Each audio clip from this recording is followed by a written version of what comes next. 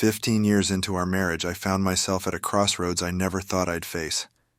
Sandy and I were high school sweethearts, a classic tale of young love evolving into a shared life.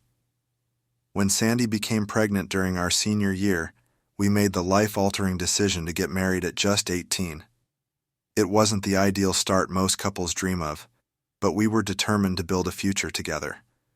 We soon welcomed twins, a boy and a girl, who became the center of our world. Those early years were tough, marked by financial struggles and long days at work. I began as a laborer on construction sites, determined to climb the ladder, while Sandy pursued a career in real estate, quickly proving her knack for selling homes. Together we juggled the responsibilities of young parenthood and the demands of our jobs. Our love felt unbreakable, reinforced by the challenges we faced and conquered as a team. Over time, our hard work began to pay off. We moved into a spacious house in the suburbs, enrolled our kids in top-notch schools, and even managed annual family vacations. By outward appearances, we were living the dream. Friends and family often remarked on how lucky we were, how we seemed to have it all. A beautiful home, successful careers, and a happy family.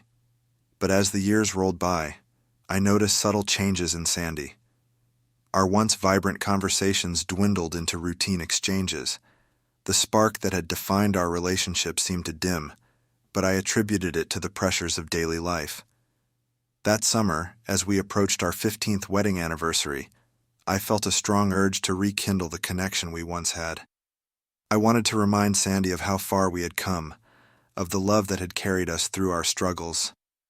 With our twins busy preparing for their final year of high school, I planned to surprise Sandy with something meaningful. I envisioned a heartfelt gesture, a gift that would encapsulate our journey together.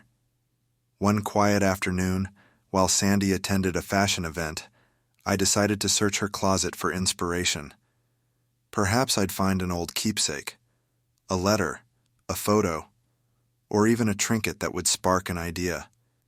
As I sifted through her belongings, I stumbled upon a stack of small, leather-bound diaries hidden at the back of her jewelry drawer. Their delicate clasps and worn covers intrigued me, but I hesitated. Opening them felt like a violation of her privacy. Still, curiosity and the desire to connect with her deeper thoughts overpowered my restraint. The first diary was innocent enough, filled with reflections on motherhood, career triumphs, and the joys of raising our children.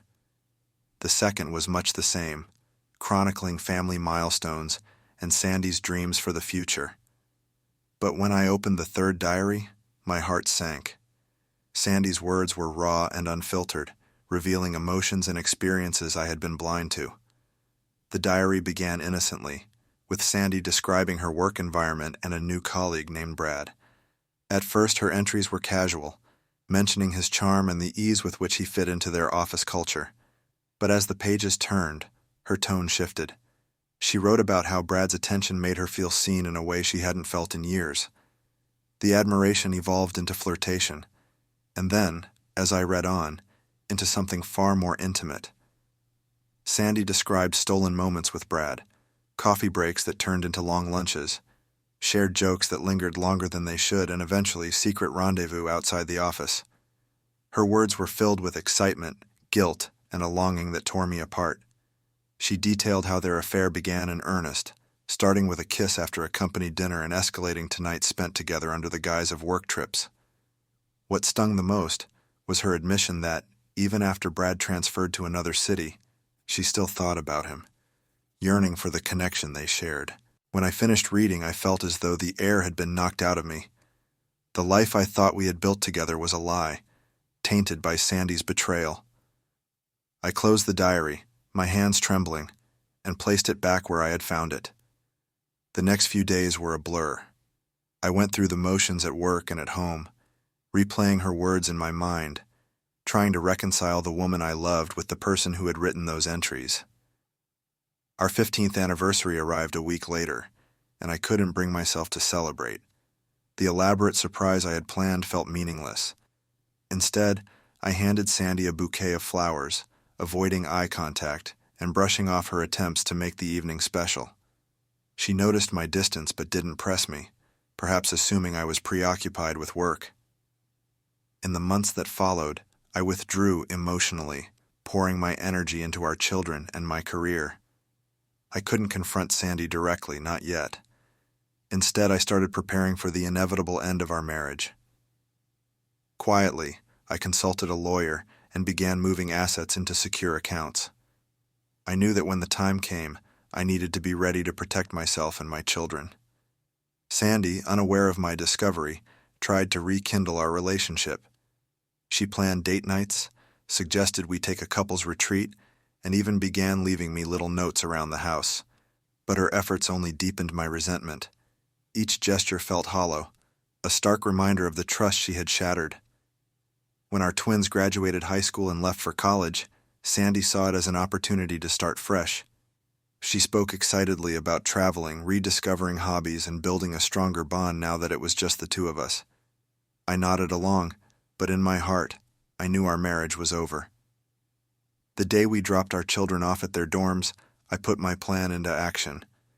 As we returned home, Sandy was surprised to see a moving truck in the driveway. I began loading my belongings into the truck, ignoring her frantic questions.